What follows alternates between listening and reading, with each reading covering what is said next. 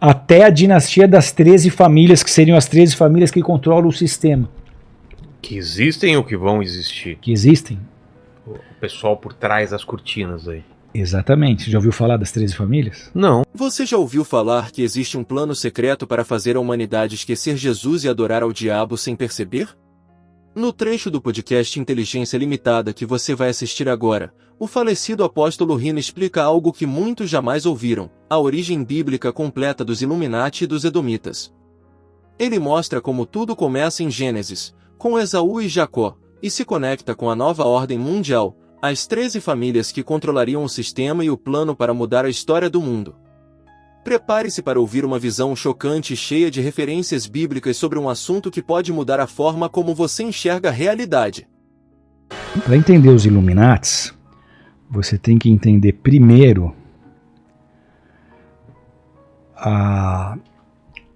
Posso voltar lá em Gênesis de novo? Claro, claro. Tudo começa, Gênesis é a história dos inícios, dos começos. Abraão teve Isaac, Isaac teve Esaú e Jacó. 2 filhos. Tudo bem? Tá. 2 filhos.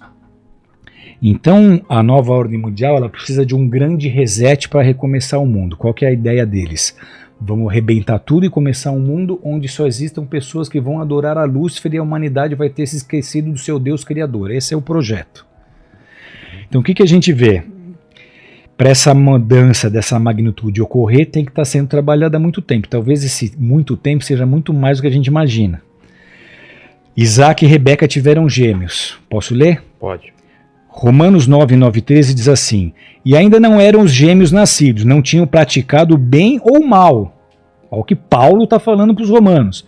Os gêmeos, Esaú e Jacó, não tinham nascido ainda, nenhum tinha feito bem ou mal. Mas já fora dito a ela, o mais velho será servo do mais moço, como está escrito, amei Jacó, porém me aborreci de Esaú.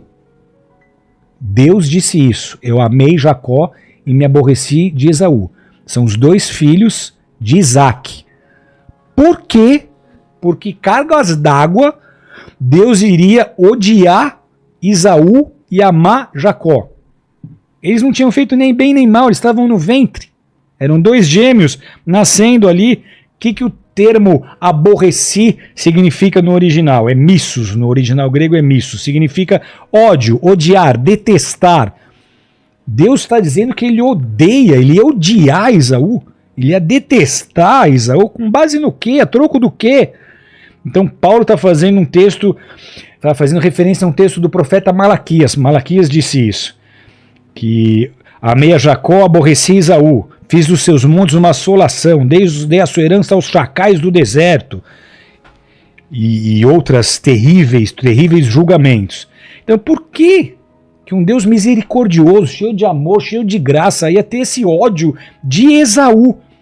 E aí você vai lá em Gênesis 36, ele nomeia 70 descendentes de Esaú, e por 3 vezes ele explica que Esaú é Edom. Que os descendentes de Esaú são os Edomitas. Esaú é o pai de Edom, é o pai dos Edomitas. Então tem alguns textos, Gênesis 36, 1. E estas serão as gerações de Esaú, que é Edom. Esses são os filhos de Esaú e são seus príncipes. Ele é Edom, Gênesis 36, 19. Gênesis 36, 43. Esse é Esaú, pai de Edom. Então os Edomitas são um povo gerado por Edom. E Edom é Esaú, irmão de Jacó. E aí o que a gente vê? A história ela é bastante conhecida. Os gêmeos nasceram um agarrado no pé do outro, o Jacó veio agarrado no pé de Esaú, e quando eles cresceram, naquela época tinha um lance da primogenitura. Primogenitura era a bênção do pai sobre o filho, primogênito. Esse filho ia herdar muito do pai e também teria aquela bênção para prosperar. E aí Jacó queria muito essa bênção. Esaú não dava muito valor para ela. Esaú era caçador, Jacó trabalhava com agricultura. Esaú chega do campo faminto depois de uma caça e Jacó tinha feito um guisado de lentilhas para ele. Quando Esaú chega, ele fala: estou com fome, me dá esse guisado. Ele fala: me dá o teu direito de primogenitura. E ele, não valorizando o direito de primogenitura, ele falou: tá, pode ficar para você, me dá o guisado. mas não levou a sério, achou que isso não ia se concretizar, me dá o guisado. Ele, sabendo disso, falou, agora o direito é meu. O pai já está velhinho, Isaac está velhinho, ele passa pele de animal no corpo para ficar peludinho, porque Esaú era peludo, era ruivo e peludo, fica com cheiro de caça, vai lá no pai, ele já meio velhinho, ceguinho, ele abençoa Jacó em vez de abençoar Esaú. Quando Esaú fica sabendo, Esaú ficou enlouquecido. Ele trocou meu direito de primogenitura, meu pai não sobrou nada para mim, e o pai fala, não, a bênção foi para ele. E a bênção era espiritual, porque naquele momento o que Esaú tinha era uma campa, um túmulo. Ele não tinha nada para deixar para os filhos. Não, então era a bênção, com essa minha bênção você vai prosperar.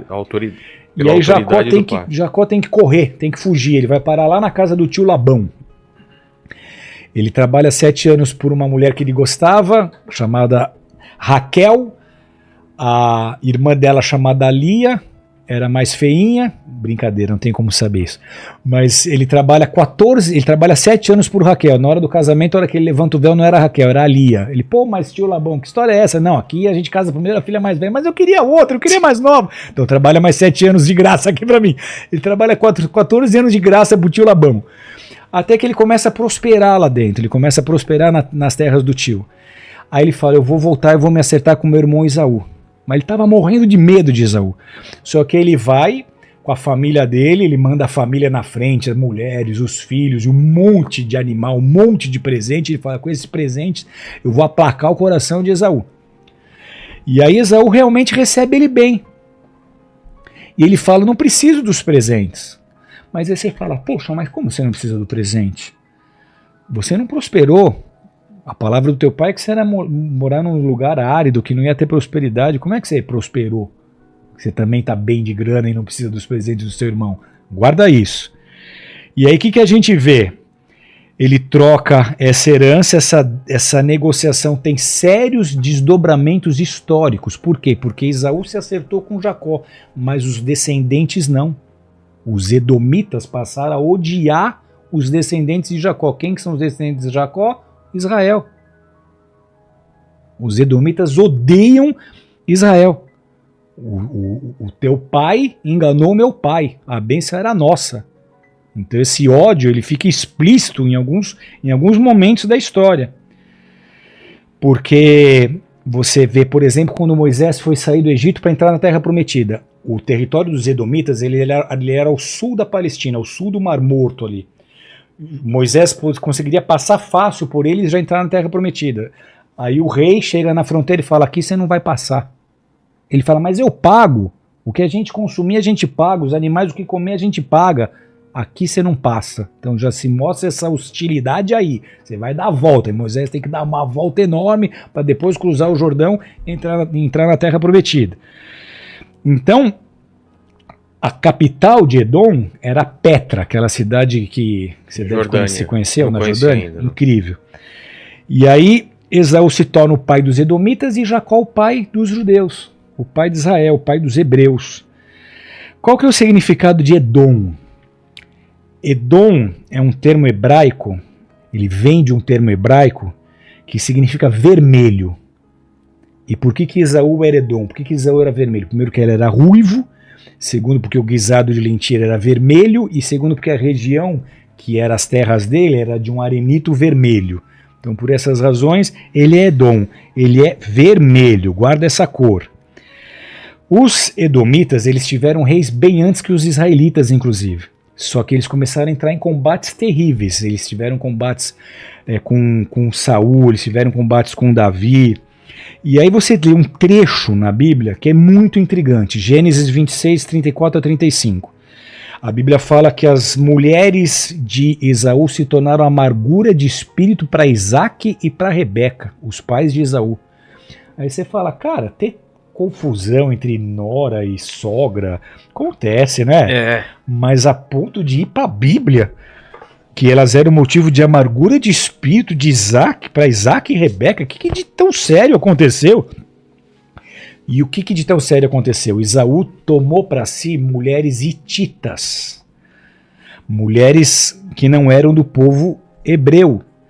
E a religião dos hititas era conhecida como a religião dos 1000 deuses. Ou seja, além de idólatras, eles também eram luciferianos, eles também derramavam sangue, consagravam crianças, queimavam crianças vivas nos seus cultos às suas entidades. Isso foi amargura de espírito. Como é que você me escolhe uma mulher de um povo que queima criança, que é de outro, que serve outros deuses, que serve entidades? Os pais ficaram enlouquecidos. O deus dos hititas era Cos, que é caos. Pra você ter uma ideia. Esses hititas, eles eram corretores do poder naquela época. Eles eram empresários, controlavam a economia, eles tinham muita influência, mas eram adoradores de Satanás, eram adoradores de Lúcifer, além de ter muitas riquezas. Então por que Esaú não quis os presentes dos irmãos? Porque ele casou com as hititas e essas riquezas passaram a ser dele. Ele foi abraçado pelos hititas. Ele foi envolvido nesse culto a falsos deuses e com essa mágoa de que o pai deu a bênção para o outro e não para ele. Os descendentes de Esaú são todos então praticantes dessa religião. São todos praticantes da mesma religião dos hititas. E aí como é que os edomitas então surgem na Bíblia? O primeiro encontro histórico que eu já falei, houve essas guerras entre Jacó, o povo de Israel e o povo edomita, mas aí o que a gente percebe? Com Davi, ele também imprimiu grandes derrotas aos edomitas. Saul também fez isso, depois Salomão, e aí o evento que enfatiza o ódio de Edom por Israel foi quando a Babilônia veio pegar os judeus para levar cativos e os edomitas ficaram do lado dos babilônicos. Eles ajudaram os babilônicos a levar o povo de Israel cativo. São povos irmãos, mas que servem outros deuses e que não vão se dar. São inimigos históricos. Aí a gente vê o destino de Edom. Com o tempo, os edomitas começaram a ser atacados pelos árabes e pelos nabateus, no território deles ali ao sul do Mar Morto. E eles foram desalojados para o sul da Palestina ali. E de acordo com o historiador Flávio Josefo, um historiador importantíssimo judeu, no livro Antiguidades dos Judeus, por volta de 100, 130 a.C., João Hircano, ele converteu os idamitas ao judaísmo. Os judeus, eles vão refutar essa teoria da conspiração, porque eles dizem que o judaísmo não é proselitista. Mas, segundo Flávio Josefo, o historiador, isso ocorreu. O João Hircano, esse rabino, líder, ele força os edomitas a se converter ao judaísmo. Então, com isso, o povo de Edom passa a ser considerado judeu. Um povo que era inimigo dos judeus, agora se converteu ao judaísmo forçadamente, mas está com o melhor disfarce possível. Está entre os judeus. Quando o grego se tornou a língua comum, os edomitas passaram a ser chamados de idumeus. Então, no Império Romano, isso era claro, os idumeus se converteram. E aí o que a gente vê? Qual a influência deles na história? O rei Herodes, que mandou matar os meninos com menos de 2 anos, quando Jesus veio, era descendente de idumeu. Então os edomitas se converteram forçadamente ao judaísmo e logo eles começaram a tomar posição de influência no governo e na religião. Herodes era filho de um edomita convertido forçadamente pelo rabino. Segundo essa teoria, os fariseus que se opuseram a Jesus, segundo o Flávio Josefo, eram edomitas convertidos ao judaísmo, eram filhos daquela geração que tinha sido convertida. Então aí você começa a perceber a influência que eles começaram a ter em Israel. Eu sou inimigo de Israel, eu odeio Israel, mas agora eu tenho as posições de influência e de poder dentro de Israel. Guarda isso, nessa teoria. Aí o que a gente vê? Profecias. Você tem uma série de profecias, você tem Obadias, que é um livro só de profecia contra os edomitas. Ezequiel profetiza contra os edomitas, Isaías profetiza contra os edomitas. Tem muita profecia contrária aos edomitas para esse final de tempo agora, para esse final dos anos, para esse final dessa era. Então, por exemplo, o terror que inspiras e a soberba do teu coração te enganaram. Tu que habita nas fendas das rochas, que ocupa as alturas dos outeiros, ainda que eleves o teu ninho como a águia, de lá te derribarei, diz o Senhor. É uma profecia de Deus contra Edom. Mas você fala, mas onde é que estão os edomitas? Quem que é esse povo que se tornou soberbo, que está se escondendo, que tá orgulhoso? Obadias fala o mesmo. Salvadores hão de subir de Sião para julgar o monte de Isaú. O reino será do Senhor. Isso é uma profecia para o fim. O reino de Israel ali será do Senhor. Então quem são os edomitas? Se eles foram destruídos. Quem? O traço fundamental de Isaú é que ele é um caçador. O que um caçador é? Um caçador ele é excelente pela sua... Quando ele é bom na sua habilidade de se disfarçar e de se camuflar e de enganar. Ok? Sim. Então Esaú é caçador. Os remanescentes de Edom se camuflaram do jeito que a descendência de Edom hoje é irrastreável. Os judeus, você sabe que eles são judeus hoje. Você sabe qual que é a história, de onde vieram, onde eles estão. Os árabes, mesma coisa. Cada nação conhece a sua descendência. Onde é que tá a linha ascendente dos edomitas? Ninguém rastreia, ninguém consegue. Então essa habilidade se destacou, os edomitas se camuflaram na própria casa de Jacó, que se iniciou por essa judaização forçada pelos macabeus. Então foi o disfarce ideal. Eu te odeio, mas agora você acha que eu estou com você e que eu sou seu. Presta atenção nisso. Então se hoje não há mais nação identificável como a linhagem de Edom, isso não nos impede de reconhecer de quem dela descende. Por quê? Porque lá em Apocalipse 2:19, você lê o seguinte: conheço a blasfêmia dos que a si mesmos se declaram judeus e não são, sendo antes sinagoga de Satanás. Está em Apocalipse. O que Jesus está dizendo? Eu conheço essa blasfêmia. Eles falam que são judeus, mas não são. Eles são antes sinagogas de Satanás, eles são antes adoradores de Satanás, eles são antes adoradores de Lúcifer. Eles falam que são judeus, mas não são. Então, para entender isso, de onde veio os Illuminatis? Agora eu vou chegar lá. Você precisa estudar sabataísmo e franquismo. 130 anos antes do nascimento de Jesus, houve aquela batalha que eu já contei aqui, houve uma batalha final com os edomitas. Os edomitas, então, são vencidos pelos judeus, eles são convertidos, os que sobraram são convertidos. E aí, século 17, 1626, nasce Sabbatai Zevi. Ele fundou o sabataísmo, na verdade. Ele foi um rabino, cabalista, que alegava ser o esperado Messias. Então você teve na história dos judeus vários caras que falaram eu sou o Messias ou aquele é o Messias. E Jesus alertou sobre isso. Cuidado que vai vir um monte de gente falando que é o Messias. Ele foi fundador dessa seita chamada sabataísmo, que considerava, olha que coisa, o Deus das Escrituras como mal e Lúcifer como bem, como bom. Ele inverteu os valores, era um rabino, mas que começou a falar Lúcifer é bom, Deus é mal.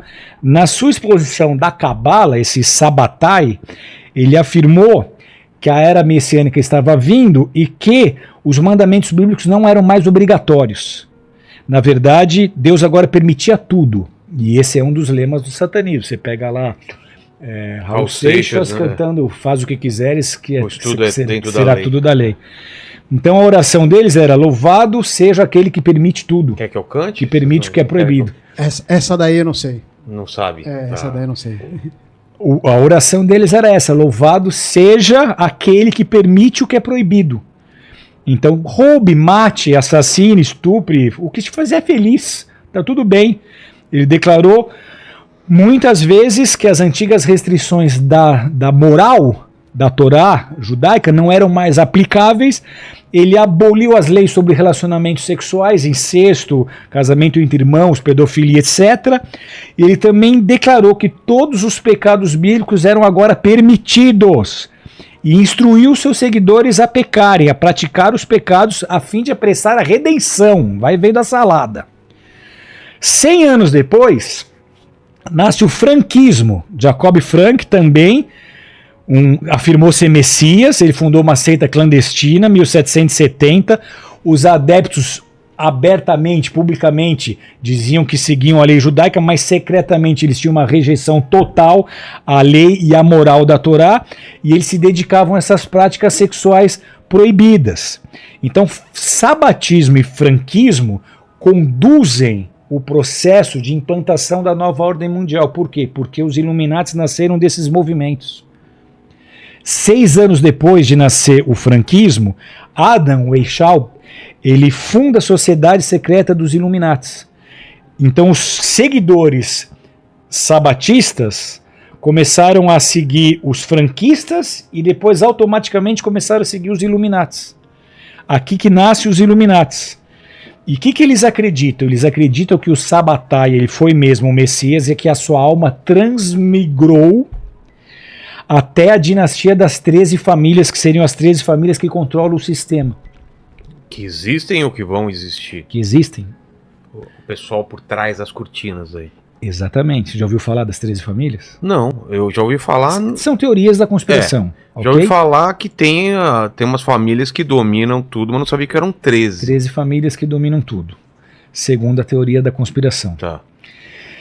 Então, o que eles falam? Que eles já lá, 300, 400 anos antes, já estavam profetizando que a alma dele, 300 anos antes, que a alma dele teria que transbrigar até alguém de uma dinastia dessas 13 famílias que controla o sistema, porque ele é o rei dos judeus, ou seja, o anticristo. Sei. Eles começaram a defender que essa alma do cara tem que incorporar no anticristo. Aí essa tese, ela traça a conspiração dos Illuminati, segundo essa teoria, até o início dos descendentes de Esaú. Quem seriam os descendentes de Esaú hoje? Quem seriam os edomitas hoje? Então, tem uma teoria sobre isso? Tem. Uma teoria maluca, mas é uma teoria. Quer ouvir? Quero. Uma dessas famílias são os Rothschilds. Meyer Amschel, ele criou o sistema bancário como nós conhecemos hoje. Ele plantou os bancos centrais na Inglaterra e depois em vários lugares do mundo. Foi um papa dos bancos. E a família dele toda controla as finanças mundiais. Então, o nome dele não era Rothschild, o nome dele era Meyer Amschel. O que era o Rothschild? Ele tinha um escudo na porta da casa dele, vermelho, de 6 pontas. E ele começa a mudar o nome dele com base nessa história do escudo vermelho, escudo vermelho. Rothschild é alemão, e Rothschild em alemão é escudo vermelho. 6 pontas é um símbolo da alta magia negra. É um símbolo usado no satanismo, tanto o pentagrama quanto o hexagrama. E vermelho. Então há aqueles que defendem a teoria de que os descendentes dos edomitas hoje seriam essa dinastia. Tem a história do Edom vermelho, escudo vermelho. Então eles fazem essa associação. E eles são então ligados ao sistema bancário do mundo todo. Eles controlam a grana. Então, controlando a grana, o que eles conseguiriam fazer? Eles adquiririam o monopólio da mídia, o monopólio da informação, o monopólio que envolve a indústria do cinema, as redes de rádio, as redes mundiais de entretenimento, as agências de notícia. Eles teriam como comprar e controlar. Eles assumiriam a publicação de todos os materiais escolares, em outra palavra, eles reescreveriam a história do jeito que eles quisessem. E eles controlariam a indústria fonográfica e Hollywood, para moldar o pensamento mundial de acordo com a cultura que eles quisessem impor. Segundo essa teoria. Então, seria essa uma conspiração? É uma teoria da conspiração. Sim. Mas Jeremias 11:9 diz assim: diz-me ainda o Senhor, uma conspiração se achou entre os homens de Judá, entre os habitantes de Jerusalém. Então ela pode estar ocorrendo. A gente só vai saber se sim ou se não com os próximos acontecimentos, no decorrer das décadas, no decorrer dos anos.